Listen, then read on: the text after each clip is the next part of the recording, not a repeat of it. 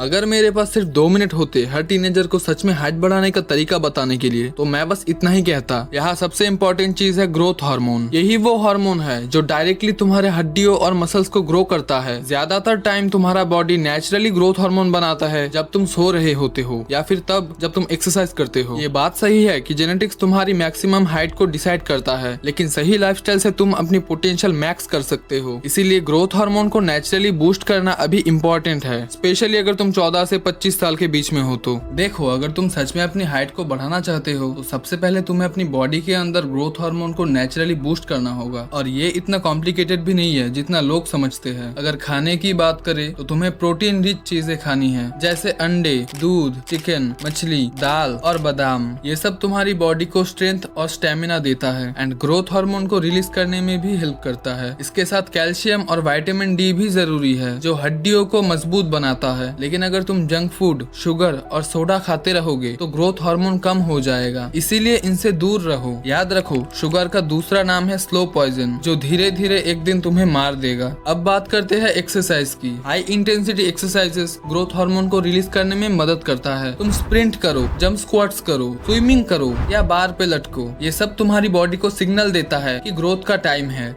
साथ में स्ट्रेचिंग और योगा पोजेस जो तुम्हारे पोस्चर को बेटर बनाते हैं और स्पाइन को हेल्दी रखते हैं। सीधा मतलब ये है कि इससे तुम्हारी हाइट को बढ़ने में इनडायरेक्टली मदद मिलता है। और सबसे इम्पोर्टेंट चीज, असल में 70% ग्रोथ हार्मोन गहरी नींद में बनता है, इसलिए डेली 7 से 9 घंटे सोना जरूरी होता है। कोशिश करो कि रात को 11 बजे से पहले सो जाओ। विश्वास करो, अच्छी नींद किसी भी पिल या सप्लीमेंट से ज्यादा पावरफुल होता है। ये छोटी छोटी चीजें अपना लो, इससे तुम नेचुरली अपनी हाइट बढ़ा सकते हो।